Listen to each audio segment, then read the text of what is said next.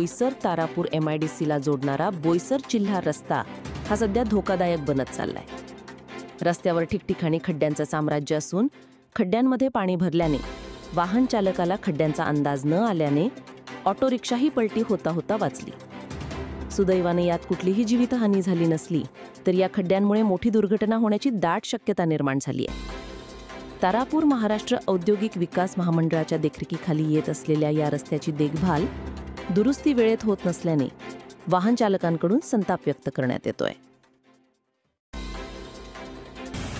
नमस्कार मित्रांनो, मी अमोल गर्जे। माझ्या मागे हे जे तुम्ही खड्डे बघता, या खड्ड्यामध्ये आताच थोड्या वेळ आधी एक रिक्षा आपटलेली आहे आणि रिक्षा आपटून ती रिक्षा पलटी पण होणार होती। तुम्ही माझ्या मागे बघू शकता, या ठिकाणी खूप मोठे मोठे खड्डे पडलेले आहेत। वारंवार तारापूर MIDCच्या अधिकाऱ्यांना सांगून, पत्र देऊन, व्हिडिओ बनवून, पेपरात बातम्या लागून सुद्धा हे MIDC तारापूरचे अधिकारी व यांचे कॉन्ट्रॅक्टर या ठिकाणी पडलेले खड्डे बुजवत नाही।